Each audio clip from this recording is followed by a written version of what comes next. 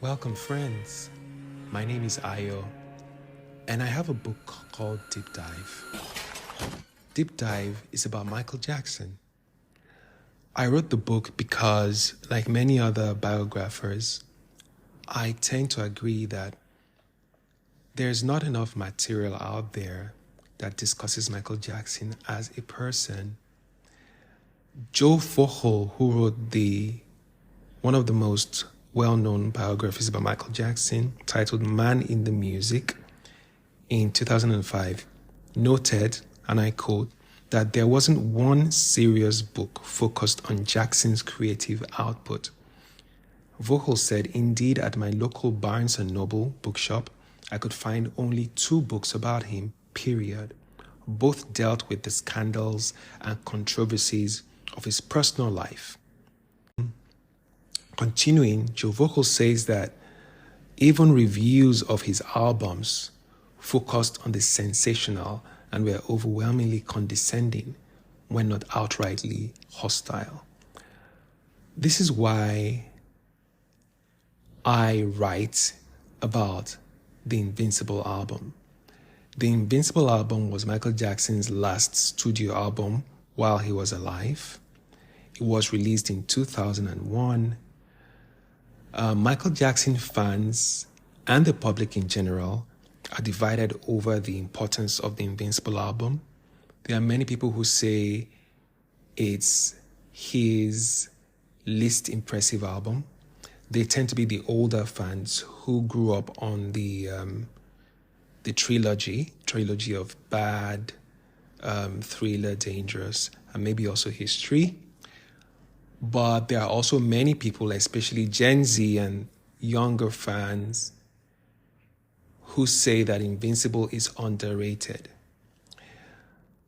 I began to listen to Invincible in greater detail during the COVID era. I'm not sure if it had anything to do with the fact that we're on lockdown, but it just happened to me, and to the point where I listen to the album every day, and I still do. Up until that time, my favorite album was Dangerous, and I swore by the Dangerous album that it was the peak of Michael Jackson's artistry.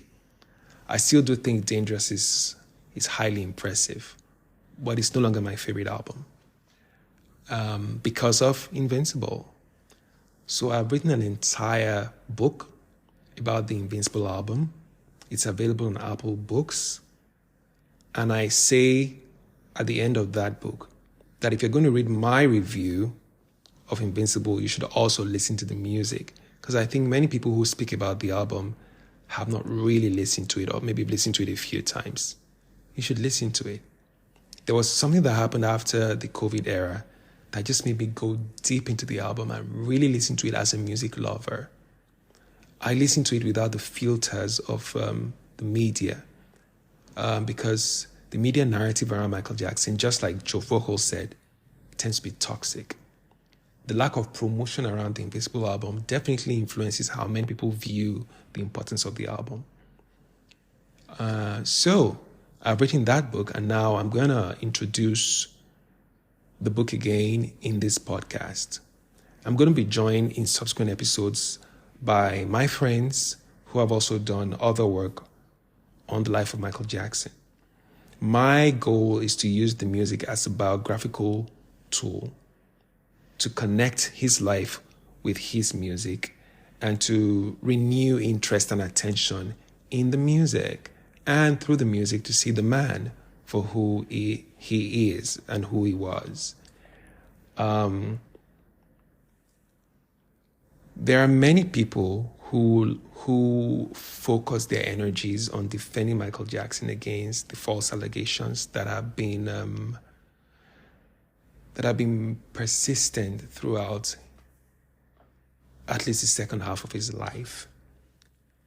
For me, that controversy ended factually in 2005 when Michael Jackson was discharged and acquitted on all 14 counts of child molestation by the courts in Santa Barbara District of California. For some strange reason, though, for the media and for many members of the public, that was not enough. So now and then when I engage with people who talk about Michael Jackson, that comes up. I will not be focusing on those in this podcast. I'll be doing a biography of the man through his music. Now and then, we may learn, because Michael talks about those things too, we may learn from his music something that relates to those things, but my energy is not there. My energy is in the music, and that's my specialization. There are several other writers and podcasters who have expertise on that subject and whom I'm sure could do a much better job. There is a blogger who blogs at truemichaeljackson.com. Her name is Kiwi, and I'm going to quote something she said because it captures why it's important for people who study pop culture, for example, or culture in general, or entertainment, or just history, to be focused on Michael Jackson. Here's what Kiwi says. She says, developing an appreciation for Michael Jackson's work and the full measure of his artistic achievement has implications not only for how we interpret Jackson himself and his legacy, but also for how we see art and its potential for social change. Unquote. You know, the way that we in this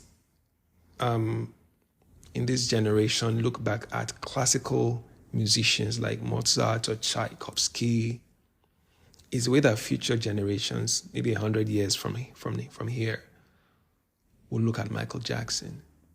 He has that kind of cultural importance. And I feel that it diminishes other artists and music in general if we cannot see the things that made Michael Jackson stand out. That's why I write, and that's why I speak. Now, I'm going to talk a little bit about the approach that Deep Dive takes to the Invincible album. First of all, I found what's the word? Is that a synergy? I found a synergy between Invincible album, which was his final studio album, and Off the Wall, which was his first adult solo album. Autobiographically, or from an autobiographical point of view or point of reference, both albums happened at a time when Michael Jackson was in transition from something that he had succeeded at to something he was about to start. And the general public, in both cases, were kind of wary, as in they were not sure what to expect. Did he still have the magic? Could he do it? So Michael Jackson transitioned from a child star, a member of the Jacksons, to an adult sex symbol with Off the Wall, and he was successful. On Invincible, Michael Jackson is transitioning from the king of pop, who's made all of that pop greatness, to, I don't know what we're going to call him, but a lot of people call him Mature Michael. And for that matter, Invincible is less pop, more R&B. It's a very broad collection of genres. Someone posted recently that it was one of the best R&B albums. Someone commented and said it's the greatest R&B album of the millennium if you consider the broad range of musical genres and themes, the thematic scope of Invincible. It's hard to compare any other R&B album after the year 2000 with the influence of that album. You can think about that. But I compare Off the Wall with Invincible frequently, like I said, because of the moments at which both albums were released. And in my book, Deep Dive, I go into reviews of the tracks, but I don't do a track-by-track review because I think that's a little bit pedestrian. I do more of a thematic review. What is the thread that runs through the album? What can you feel when you listen to the album? What does the album say about Michael Jackson's life? For example, on this album, Michael Jackson is coming down from a high of angry, intense albums like he did in History, Dangerous, History in the Mix.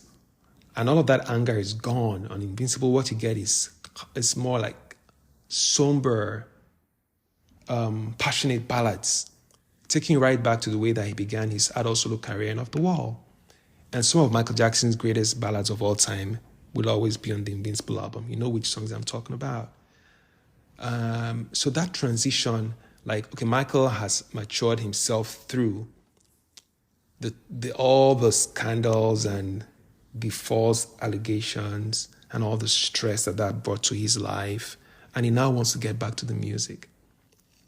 He experiments with new sounds, which actually is not a new thing because Michael on every album was experimental, and every single album after Thriller, from Bad to Dangerous. Okay, let me just say what I wrote here. I said 2000 Watts boldly stakes the most sonically adventurous and conceptually unique headspace that Michael Jackson has crafted since the New Jack Swing trend that dominated Dangerous 10 years earlier. I'm not going to go further into that. I also speak about, in similar terms, a couple of songs that are on the extreme opposite end of 2000 Watts. Songs like Butterflies, Cry, Break of Dawn, Heaven Can Wait. That's that broad range that I was speaking about earlier that makes this album an important album. So I'm going to leave it there. I welcome you to Deep Dive. I'm going to spend the next couple of weeks with some of my friends talking about Michael Jackson. I will stay on this track and use the Invincible album as a background. My friends will talk about other things which interest them, but we'll try to keep this biographical and try to reference the music consistently because I think that the music frames the artist, and there's a lot that you can understand about the subject when you listen to the tracks, their titles, and all of that stuff. So hey, there it is. Thank you for listening, and look forward to talking with you on the next episode of Deep Dive.